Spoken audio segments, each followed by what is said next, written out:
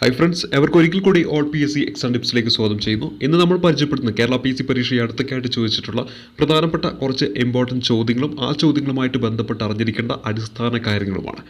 ഇന്നത്തെ ഈ ഒരു വീഡിയോ ക്ലാസ്സിൽ നമ്മൾ ആദ്യമായിട്ട് പരിചയപ്പെടുന്ന ചോദ്യം ഇതാണ്: ധനബില്ല് ആദ്യം അവതരിപ്പിക്കുന്നത് എവിടെയാണ് എന്നതാണ് നമ്മുടെ ചോദ്യം.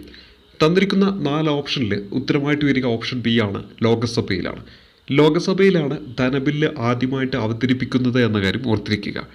ഇതേ ചോദ്യവുമായി ബന്ധപ്പെട്ട് അറിഞ്ഞിരിക്കേണ്ട കുറച്ച് കാര്യങ്ങൾ നമുക്കറിയാം. നമ്മുടെ ഇന്ത്യൻ പാർലമെൻറ്റ് എന്ന് പറഞ്ഞാൽ ലോകസഭയും രാജ്യസഭയും രാഷ്ട്രപതിയും കൂടിച്ചേരുന്നതാണ്.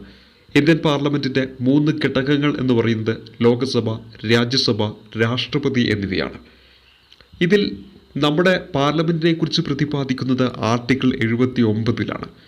രാജ്യസഭയെക്കുറിച്ച് ആർട്ടിക്കിൾ 80-ലും ലോകസഭയെക്കുറിച്ച് ആർട്ടിക്കിൾ 81-ലും അതേപോലെ തന്നെ രാഷ്ട്രപതിയെക്കുറിച്ച് പരാമർശിക്കുന്ന ആർട്ടിക്കിളാണ് ആർട്ടിക്കിൾ 52 എന്ന കാര്യം ഓർത്തിരിക്കുക.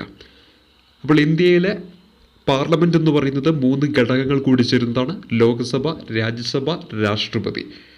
ഇതിൽ പാർലമെൻറ്റിനെക്കുറിച്ച് പ്രതിപാദിക്കുന്ന ആർട്ടിക്കിൾ 79, രാജ്യസഭയെക്കുറിച്ച് ആർട്ടിക്കിൾ 80, ലോകസഭയെക്കുറിച്ച് ആർട്ടിക്കിൾ 81, രാഷ്ട്രപതിയെക്കുറിച്ച് പരാമർശിക്കുന്നത് ആർട്ടിക്കിൾ 52-ലാണ്.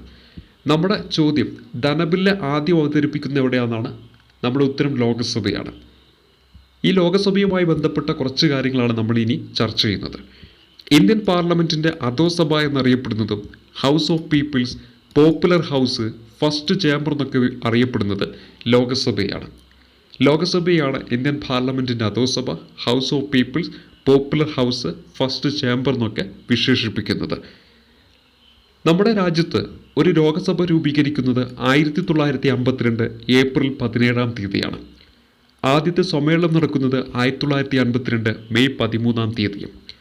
ലോകസഭ ഇലക്ഷനിൽ വോട്ട് ചെയ്യാനുള്ള കുറഞ്ഞ പ്രായം, അല്ലെങ്കിൽ ഇന്ത്യയിൽ തന്നെ വോട്ട് ചെയ്യാനുള്ള കുറഞ്ഞ പ്രായം എത്രയാണെന്ന് വെച്ചാൽ 18 വയസ്സാണ്. ലോകസഭ ഇലക്ഷനിൽ മത്സരിക്കാനുള്ള ഒരു മത്സരാർത്ഥിയുടെ കുറഞ്ഞ പ്രായം 25 വയസ്സാണ്. നമ്മുടെ രാജ്യത്ത് വോട്ട് ചെയ്യാനുള്ള പ്രായം 18 വയസ്സാക്കിയത് 21 വയസ്സിൽ നിന്ന് 18 വയസ്സാക്കി കുറച്ചൊരു അമെൻമെൻറ്റാണ് 61ാമത്തെ അമെൻമെൻറ്റ്. എപ്പോഴും PSC ചോദിക്കുന്നതാണ് 61ാമത്തെ അമെൻമെൻറ്റ്. 1988-ലാണ് ഈ അമെൻമെൻറ്റ് പാസ്സാവുന്നത്. എന്നാൽ ഇത് നിലവിൽ വരുന്ന തൊട്ടടുത്ത വർഷം 1989-ൽ അന്നത്തെ പ്രധാനമന്ത്രി രാജീവ് ഗാന്ധിയാണ്. ലോകസഭയുടെ കാലാവധി ചോദിക്കാം, 5 വർഷമാണ്. ഏറ്റവും കൂടുതൽ കാലാവധി ഉണ്ടായിരുന്ന ലോകസഭ 5ാമത്തെ ലോകസഭയാണ്.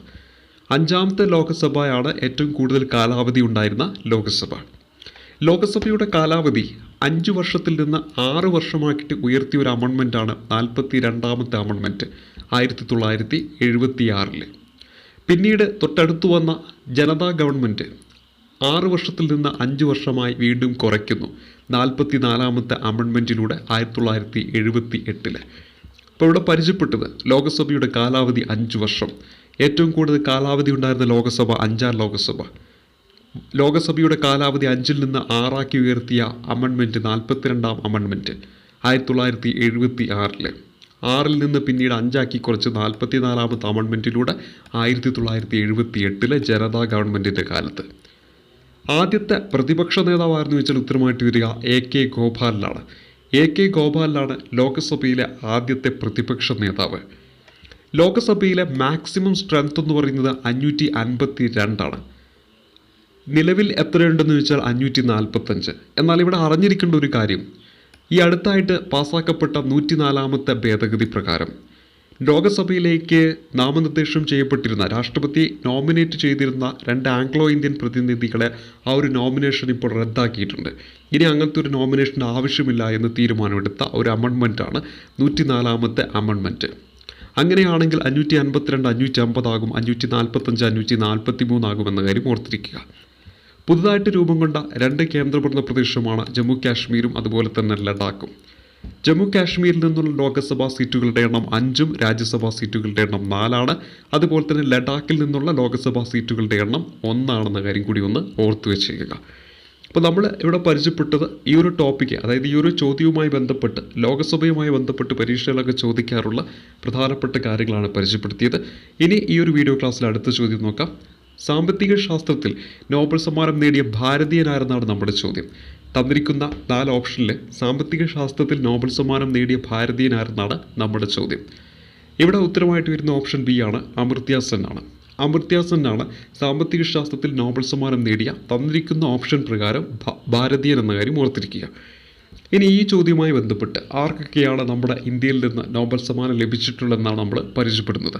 അതിലാദ്യമായിട്ട് 1913 ടാഗോറിനാണ് ആദ്യമായിട്ട് ഏഷ്യയിലേക്ക് തന്നെ ഒരു നോബൽ സമ്മാനം കൊണ്ടുവരുന്നത്.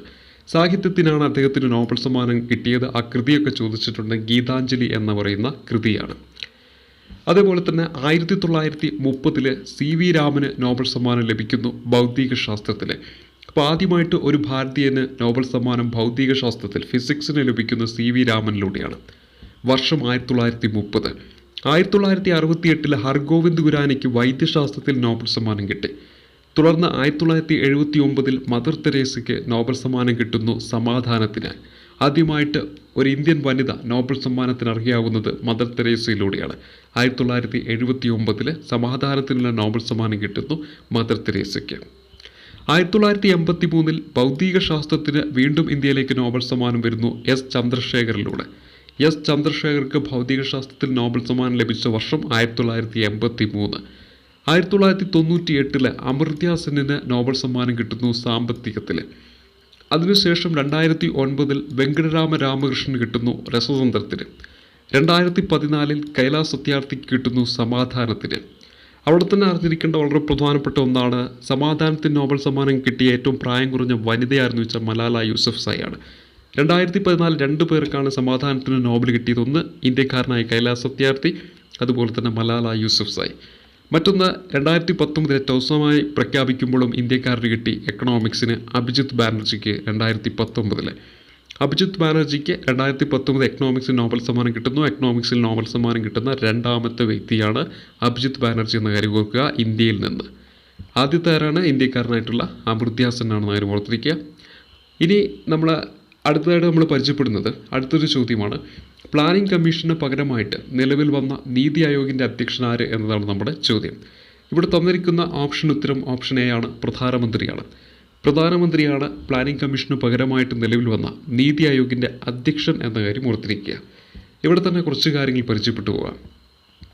2015 ജനുവരി 1 നീതി ആയോഗ് നിലവിൽ വന്നു.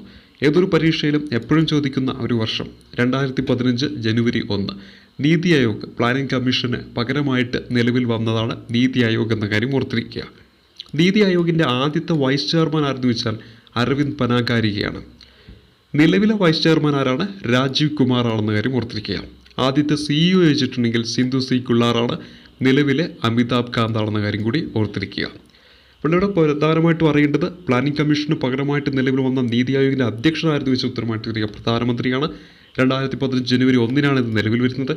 നീതി ആയോഗിൻ്റെ ആദ്യത്തെ വൈസ് ചെയർമാൻ ചോദിച്ചാൽ അരവിന്ദ് പനാഗരിയാണ്. നിലവിലായിരുന്നു വെച്ചാൽ രാജീവ് കുമാറാണ്. ആദ്യത്തെ CEO ആയിരുന്നു വെച്ചാൽ സിന്ധു സി കുള്ളാറാണ്. നിലവിലായിരുന്നു വെച്ചാൽ അമിതാഭ് കാന്താണ്. അടുത്തായിട്ട് നമ്മൾ പരിചയപ്പെടുന്നത് ഇന്ത്യൻ ആസൂത്രണവുമായി ബന്ധപ്പെട്ട് ജനകീയ പദ്ധതിക്ക് രൂപം നൽകിയത് ആരെന്നാണ് നാലാമത്തെ ചോദ്യം. ഉത്തരമായിട്ട് വരിക ഓപ്ഷൻ എ MN റോയ് ആണ്. MN റോയ് ആണ് ഇന്ത്യൻ ആസൂത്രണവുമായിട്ടൊക്കെ ബന്ധപ്പെട്ടിട്ട് ജനകീയ പദ്ധതിക്ക് രൂപം നൽകിയതെന്ന കാര്യം ഓർക്കുക. ഇവിടെ തന്നെ MN റോയ് ജനകീയ പദ്ധതി കൊണ്ടുവരുന്നത് 1945 1944 ഗാന്ധിയൻ പ്ലാൻ അവതരിപ്പിച്ചത് SN അഗർവാളാണ്. 1950 സർവോദയ പ്ലാൻ അവതരിപ്പിച്ചത് JP നാരായണനാണ്. അപ്പോൾ പ്രധാനമായും നമ്മളെ ചോദ്യം ഇന്ത്യൻ ആസൂത്രണവുമായി ബന്ധപ്പെട്ട് ജനകീയ പദ്ധതിക്ക് രൂപം നൽകിയതാര്?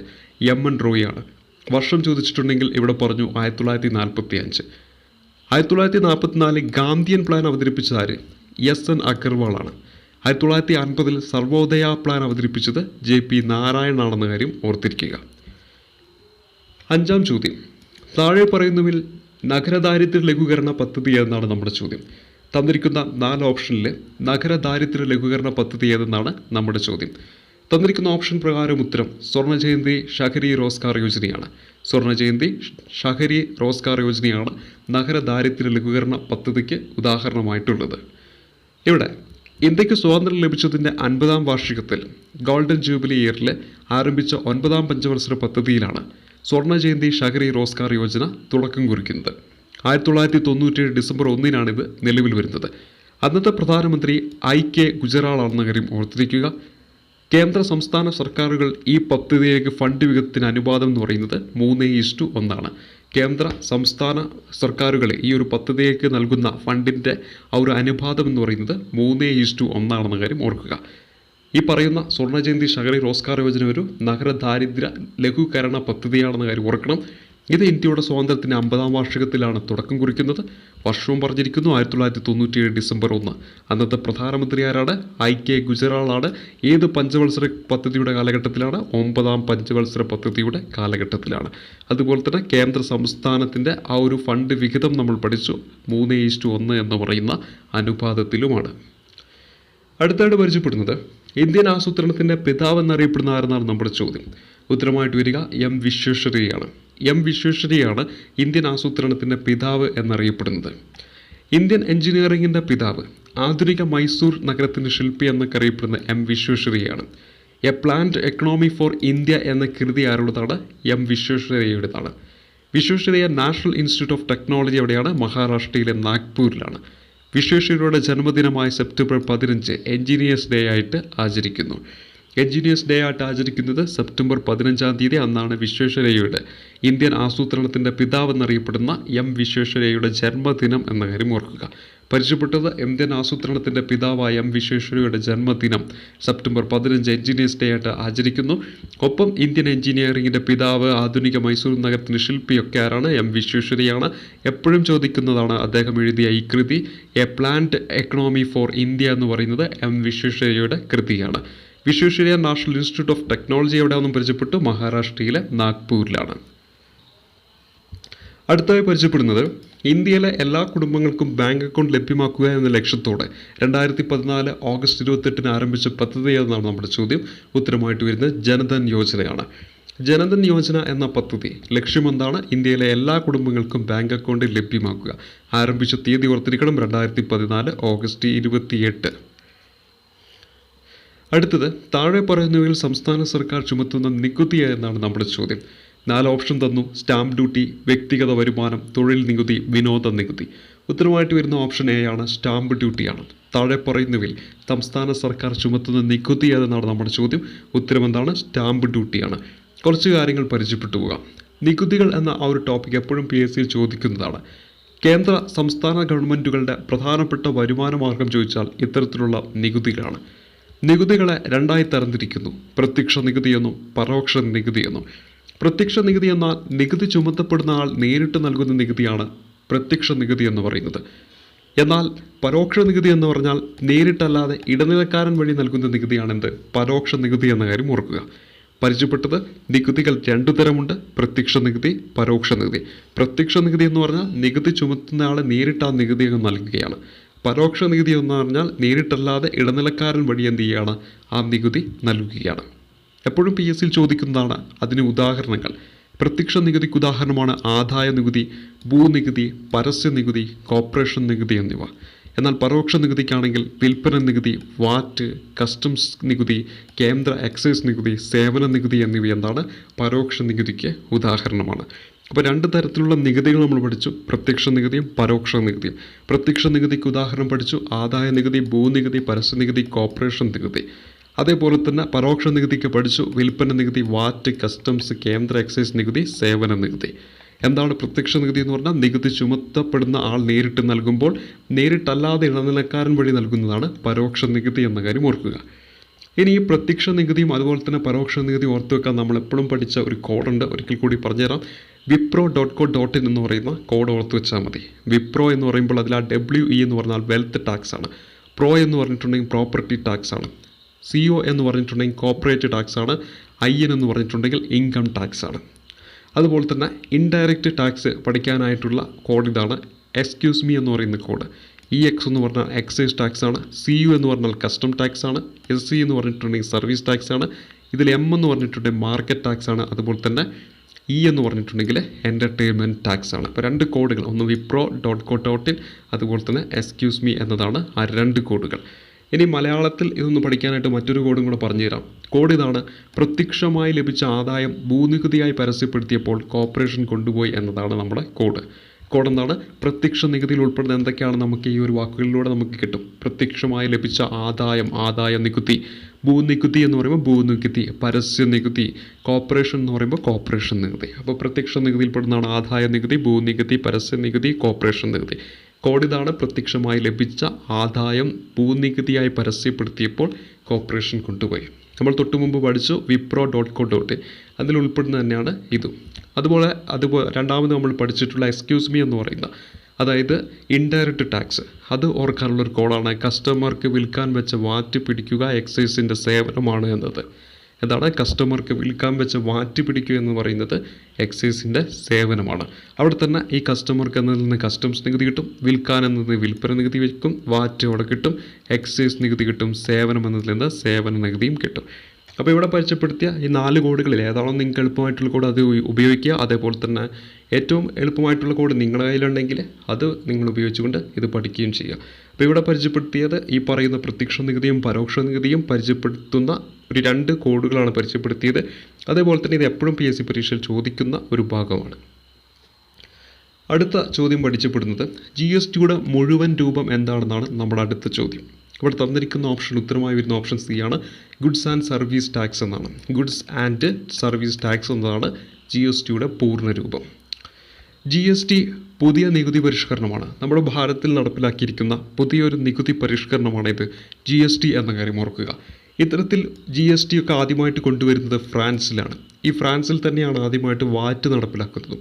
അപ്പോൾ GST അതുപോലെ തന്നെ വാറ്റ് ഇത് രണ്ടും നടപ്പിലാക്കുന്ന എവിടെയാണെന്ന് വെച്ചിട്ടുണ്ടെങ്കിൽ ഉത്തരമായിട്ട് വരിക ഫ്രാൻസിലാണ് എന്ന കാര്യം ഓർത്തിരിക്കുക. ആദ്യമായിട്ട് നടപ്പിലാക്കുന്ന രാജ്യം ചോദിച്ചാൽ ഫ്രാൻസ് ആണ് ഉത്തരമായിട്ട് വരിക. 2017 ജൂലൈ 1 നമ്മുടെ ഭാരതത്തിൽ GST തുടക്കം കുറിക്കുന്നത്. ഈ പറയുന്ന GSTയുമായിട്ട് ബന്ധപ്പെട്ട നിയമാതമായിട്ട് പാസ്സാക്കുന്ന സംസ്ഥാനം ചോദിച്ചാൽ ആസാമാണ്. രണ്ടാമത് പാസ്സാക്കിയത് ബീഹാറിലാണ്. 16ാമതായിട്ട് പാസ്സാക്കിയത് ഒഡീഷയാണ്. 16ാമതായിട്ട് പാസ്സാക്കിയത് ഒഡീഷയാണെന്ന് പറയാൻ കാരണം 16 സംസ്ഥാനങ്ങൾ പാസ്സാക്കിയെങ്കിൽ മാത്രമേ ഈ GST ബില്ല് പ്രാബല്യത്തിൽ വരുള്ളൂ. അത്തരത്തിൽ 16ാമതായിട്ട് പാസ്സാക്കിയ സംസ്ഥാനമാണ് ഒഡീഷ. അതിലൂടെ ഈ ബില്ല് പ്രാബല്യത്തിൽ വരുന്നു. അവസാനമായിട്ട് പാസ്സാക്കിയത് ജമ്മു കാശ്മീരാണ്. ഈ GSTയിൽ നിന്ന് ഒഴിവാക്കപ്പെട്ടവയാണ് മദ്യം, അതുപോലെ തന്നെ പെട്രോൾ എന്നിവ. GST എന്ന ഒരു ടോപ്പിക്ക് പഠിക്കുമ്പോൾ എന്തായാലും അറിഞ്ഞിരിക്കേണ്ടതാണ് 101ാമത്തെ ഭേദഗതി. 101ാമത്തെ ഭേദഗതി 122ാമത്തെ ബില്ല്. നമ്മുടെ പാർലമെൻറ്റിലേക്ക് വന്ന 122 ബില്ലുകളിൽ 101ാമത്തെ ഭേദഗതിയായിട്ട് വന്നതാണ് നമ്മുടെ GST എന്ന കാര്യം ഓർത്തിരിക്കുക. GSTയിലെ പ്രധാനപ്പെട്ട ഒരു ഘടകമാണ് GST കൗൺസിൽ. ധനമന്ത്രിയായിരിക്കും അതിൻ്റെ അധ്യക്ഷ പദവിയിലുണ്ടാവുക. കേന്ദ്ര ധനമന്ത്രിയായിരിക്കും GST കൗൺസിലിൻ്റെ അധ്യക്ഷ പദവിയിലുണ്ടാകുക. ഇതിൻ്റെ ആസ്ഥാനം സ്ഥിതി ചെയ്യുന്നത് ഈ പറയുന്ന ന്യൂഡൽഹിയിലാണെന്ന കാര്യം ഓർത്തിരിക്കുക. GSTയിൽ ഉൾപ്പെടുന്ന 5 സ്ലാബ് ടാക്സുകളുണ്ട്. ഒന്ന് 0%, 5%, 12%, 18%, 28% എന്നിവയാണ് അത്. അപ്പോൾ GSTക്ക് കീഴിൽ വരുന്ന 5 സ്ലാബ് ടാക്സുകളാണ്. ഒന്ന് 0%, 5%, 12%, 18%, 28% എന്ന കാര്യം ഓർത്തിരിക്കുക. ഇവിടെ പരിചയപ്പെട്ടത് GST പുതിയ നികുതി പരിഷ്കരണമാണ്. ആദ്യമായിട്ടിത് ഫ്രാൻസിൽ, ഒപ്പം 2017 ജൂലൈ 1 ഇന്ത്യയിൽ നിലവിൽ വന്നു. ആദ്യമായിട്ട് പാസ്സാക്കപ്പെട്ട സംസ്ഥാനം ആസാം, രണ്ടാമത് ബീഹാർ, 16ാമതായിട്ട് ഒഡീഷ, അവസാനം ജമ്മു കാശ്മീർ.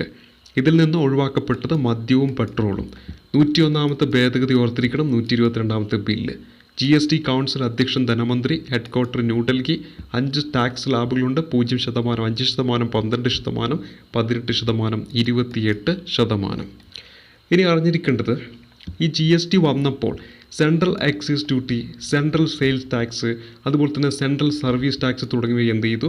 ഈ GSTയിലേക്ക് വന്നിട്ട് മെർജായി എന്ന് ഓർത്തിരിക്കുക. GSTയിലേക്ക് വന്നിട്ട് കൂടിച്ചേർന്നു, അതായത് ഒഴിവാക്കപ്പെട്ടു. അപ്പോൾ സെൻട്രൽ എക്സൈസ് ഡ്യൂട്ടി, അതുപോലെ തന്നെ central sales tax, central service tax ഒക്കെ GSTക്ക് കീഴിലേക്ക് വന്നു എന്ന കാര്യം കൂടി ഓർത്തിരിക്കുക. ഇതിൽ തന്നെ PSCയിലൊക്കെ എപ്പോഴും ചോദിക്കുന്ന ഒരു ചോദ്യമായിരുന്നു, നമ്മുടെ കേന്ദ്ര ഗവൺമെൻറ്റിന് ഏറ്റവും കൂടുതൽ വരുമാനം കിട്ടുന്ന ഏതിലൂടെയാണെന്ന് ചോദിച്ചാൽ ഉത്തരമായിട്ട് വന്നിരുന്നത് സെൻട്രൽ എക്സൈസ് ഡ്യൂട്ടിയാണ്. ഇനി കേരളത്തിലാണെങ്കിൽ വിൽപ്പന നികുതിയാണെന്ന കാര്യം ഓർത്തിരിക്കുക. കേന്ദ്ര ഗവൺമെൻറ്റിന് ഏതിലൂടെയാണ്? Central excise ഡ്യൂട്ടിയിലൂടെയും. കേരളത്തിലാണെങ്കിൽ വിൽപ്പന നികുതിയിലൂടെയാണെന്ന കാര്യം ഓർത്തിരിക്കണം. ഇനി GSTയുമായിട്ട് ബന്ധപ്പെട്ട് വന്ന പ്രധാനപ്പെട്ട 3 ആർട്ടിക്കിളുണ്ട്. 279 246 അതുപോലെ തന്നെ 269. GST കൗൺസിലുമായിട്ട് പ്രതിപാദിക്കുന്നതാണ് 279. അതേസമയത്ത് 246 എന്ന് പറയുന്നത് GSTയുമായിട്ട് ബന്ധപ്പെട്ട ആർട്ടിക്കിളാണ്. 269 എന്ന് പറയുന്നതും GSTയുമായിട്ട് ബന്ധപ്പെട്ട ആർട്ടിക്കിളാണ്. അപ്പോൾ ഇവിടെ പ്രധാനമായിട്ടും നമ്മൾ പരിചയപ്പെട്ടത് ജി എസ് ടിയുമായിട്ട് ബന്ധപ്പെട്ടിട്ടുള്ള ആർട്ടിക്കിളാണ്. അത് ഓർത്തിരിക്കുക. എങ്ങനെയാണ് 279 അത് കിട്ടും. എന്താ 7 2 കൂടെ കൂട്ടി 9 കിട്ടുക. ആ 279 10 കുറച്ചാൽ ഈ 269 നമുക്ക് കിട്ടും. 269 279 കിട്ടാൻ വളരെ എളുപ്പമാണ്. എന്താണ് നമ്മൾ ഓപ്ഷനിൽ നോക്കിയിട്ട് ആദ്യത്തെ 2 അക്കങ്ങൾ കൂട്ടിയ മൂന്നാമത്തെ അക്കം കിട്ടുന്ന ഏതുണ്ടോ എന്നൊക്കെ നോക്കിക്കഴിഞ്ഞാൽ നമുക്ക് അവിടെ നിന്ന് നമുക്ക് കണക്ട് ചെയ്തും പോകാൻ പറ്റും. ആ ഒന്നാമത്തെ ആർട്ടിക്കിൾ പഠിച്ചാൽ 10 കുറച്ച് കഴിഞ്ഞാൽ നമുക്ക് 269 കിട്ടും.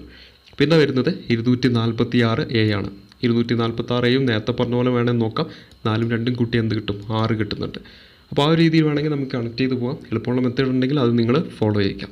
അപ്പോൾ ഇവിടെ നമ്മൾ പരിചയപ്പെട്ടത് ജി എസ് ടിയുമായി ബന്ധപ്പെട്ടൊരു ചോദ്യം, അതുമായി ബന്ധപ്പെട്ട് പി എസ് സിയിലൊക്കെ ചോദിക്കുന്ന കുറച്ച് ഇമ്പോർട്ടൻറ്റ് കാര്യങ്ങളും. ഇനി അടുത്തത് നമ്മൾ പരിചയപ്പെടുന്നത് 1-ാം പഞ്ചവത്സര പദ്ധതി പ്രാധാന്യം നൽകിയത് എന്തിനാണെന്നാണ് നമ്മുടെ ചോദ്യം. ഇവിടെ തന്നിരിക്കുന്ന 4 ഓപ്ഷനിൽ ഉത്തരമായിട്ട് വരുന്നത് കൃഷിക്കാണ്. കൃഷിക്ക് പ്രാധാന്യം നൽകിയ പഞ്ചവത്സര പദ്ധതിയാണ് 1-ാം പഞ്ചവത്സര പദ്ധതി എന്ന കാര്യം ഓർത്തിരിക്കുക. ഇവിടെ തന്നെ കുറച്ച് കാര്യങ്ങൾ. 1-ാം പഞ്ചവത്സര പദ്ധതിയാണ് ഹറോൾഡ് ഡോമർ മാതൃക എന്ന് പറയുന്നത്. 1-ാം പഞ്ചവത്സര പദ്ധതി 1951-56 കാലഘട്ടത്തിലാണ് നടക്കുന്നത്. 1951 ഏപ്രിൽ 1 ഇത് ആരംഭിക്കുന്നത്. ഈ 1-ാം പഞ്ചവത്സര പദ്ധതി അവതരിപ്പിച്ച അന്നത്തെ പ്രധാനമന്ത്രിയായിരുന്ന ജവഹർലാൽ നെഹ്റുവാണ്. ഇന്ത്യയുടെ ആദ്യത്തെ പ്രധാനമന്ത്രിയായ ജവഹർലാൽ നെഹ്റുവാണ് 1-ാം പഞ്ചവത്സര പദ്ധതി അവതരിപ്പിക്കുന്നത്. 1-ാം പഞ്ചവത്സര പദ്ധതി നടക്കുന്നത് 1951-56 കാലഘട്ടത്തിലാണ്. ആ 51 എന്ന് പറയുന്നത് പി എസ് സിയിൽ എപ്പോഴും ചോദിക്കാറുള്ള ഒരു വർഷമാണ്. നമുക്ക് 50 ആണോ 51 ആണോ ഒരു കൺഫ്യൂഷൻ വരും. 1 എന്ന് പറഞ്ഞാൽ 1 ഓർത്ത് വെച്ചാൽ മതി. 1951 ഇത് ആരംഭിക്കുന്നത്. 1951 ഏപ്രിൽ 1. 1951 ഒരു ഫിനാൻഷ്യൽ ഇയർ തുടങ്ങുന്നപ്പോൾ ഏപ്രിൽ 1 മുതൽ മാർച്ച് 31 വരെയാണ് നമ്മുടെ ഇന്ത്യയിൽ. അപ്പോൾ ഏപ്രിൽ 1 ഇതും ആരംഭിച്ചത്. അതുപോലെ തന്നെ ഇത് ഊന്നൽ നൽകിയത് കൃഷിക്കും അതുപോലെ തന്നെ ജലസേചനത്തിനുമാണ്. ആ ജലസേചനം എന്ന് പറയുന്നത് കണക്ട് ചെയ്ത് ഉറച്ചു വെച്ചേക്കുക. ആ സമയത്താണ് സത്ലജിന് കുറുകെയായിട്ട് ബക്രാനങ്കൽ ഡാമും അതുപോലെ തന്നെ മഹാനദിക്ക് കുറുകെയായിട്ട് ഹിരോക്കണ്ട് ഡാമൊക്കെ നിലവിൽ വരുന്നത് എന്ന കാര്യം കൂടി ഓർക്കുക. അതുപോലെ തന്നെ ഇത് നൽകിയൊരു പേരാണ് ഹറോൾഡ് ഡോമർ മാതൃക എന്ന പേരിൽ അറിയപ്പെടുന്നതും 1-ാം പഞ്ചവത്സര പദ്ധതിയാണ്. 1953 ഡിസംബർ 28 എപ്പോഴും പി എസ് സി ചോദിക്കുന്ന ഒരു വർഷം. ഒപ്പം UGC നിലവിൽ വന്നത് എന്നാണ് ഈ പറയുന്ന ഡേറ്റിലാണ്. 1-ാം പഞ്ചവത്സര പദ്ധതിയുടെ കാലഘട്ടത്തിലാണ്. മറ്റൊന്ന് 1952 ഒക്ടോബർ 2 കമ്മ്യൂണിറ്റി ഡെവലപ്മെൻറ്റ് പ്രോഗ്രാമൊക്കെ നിലവിൽ വരുന്നത് ഈ പറയുന്ന 1-ാം പഞ്ചവത്സര പദ്ധതിയുടെ കാലഘട്ടത്തിലാണ്. കുടുംബാസൂത്രണം വരുന്നത് ഏത് കാലഘട്ടത്തിലാണ്? 1-ാം പഞ്ചവത്സര പദ്ധതിയുടെ കാലഘട്ടത്തിലാണെന്ന കാര്യം ഓർത്തിരിക്കുക. ഇതൊക്കെ നിലവിൽ വരുമ്പോൾ ഇന്ത്യയുടെ പ്രധാനമന്ത്രി ആരാണ്? നമ്മുടെ ജവഹർലാൽ നെഹ്റു ആണെന്ന കാര്യം ഓർത്തിരിക്കുക. അതേപോലെ തന്നെ രാഷ്ട്രപതി ആരെന്ന് വെച്ചാൽ നമുക്കറിയാം, രാജേന്ദ്ര പ്രസാദാണ്. അപ്പോൾ നമ്മളിവിടെ പരിചയപ്പെട്ടത് 1-ാം പഞ്ചവത്സര പദ്ധതിയുമായിട്ട് ബന്ധപ്പെട്ട കുറച്ച് ഇമ്പോർട്ടൻറ്റ് കാര്യങ്ങൾ, അതുമായി ബന്ധപ്പെട്ട് അറിഞ്ഞിരിക്കേണ്ട വളരെ പ്രധാനപ്പെട്ട പി എസ് സിയിലൊക്കെ ചോദിക്കുന്ന കാര്യങ്ങളാണ് പരിചയപ്പെടുത്തിയത്. അപ്പോൾ ഇത്രയും കാര്യങ്ങളാണ് ഇന്നത്തെ വീഡിയോ ക്ലാസ്സിൽ ഉൾക്കൊള്ളിച്ചിരിക്കുന്ന 10 ചോദ്യങ്ങൾ പരിചയപ്പെടുത്തി. 10 ചോദ്യങ്ങളുമായി ബന്ധപ്പെട്ട് 50-ലധികം ഫാക്റ്റുകൾ എപ്പോഴും പി എസ് സി ചോദിക്കുന്ന കാര്യങ്ങൾ തന്നെയാണ് പരിചയപ്പെടുത്തിയത്. ഈ ഒരു ക്ലാസ് ഇഷ്ടപ്പെട്ടാൽ ലൈക്ക് ചെയ്യുക, ഷെയർ ചെയ്യുക, ഒപ്പം നിങ്ങളുടെ വിലയേറിയ അഭിപ്രായങ്ങൾ രേഖപ്പെടുത്തുക. അതുപോലെ തന്നെ ഈ ഒരു ചാനൽ സബ്സ്ക്രൈബ് ചെയ്തിട്ടില്ലെങ്കിൽ തികച്ചും സൗജന്യമായിട്ട് എൻ്റെ ക്ലാസ്സുകളൊക്കെ തുടർന്നും കാണാൻ താല്പര്യമുണ്ടെങ്കിൽ ഈ ചാനൽ ഒന്ന് സബ്സ്ക്രൈബ് ചെയ്യുക. തികച്ചും സൗജന്യമായിട്ട് ഈ ഒരു യൂട്യൂബ് ചാനലിൽ കാണപ്പെടുന്ന സബ്സ്ക്രൈബ് ബട്ടൺ എനേബിൾ ചെയ്തുകൊണ്ട്. അപ്പോൾ ഇത്രയും നാൾ നൽകിയ എല്ലാവിധ സപ്പോർട്ടും നന്ദി രേഖപ്പെടുത്തുന്നു. അടുത്തൊരു ക്ലാസ് കാണുമ്പോഴേക്കും ഒരിക്കൽ കൂടി താങ്ക് യു.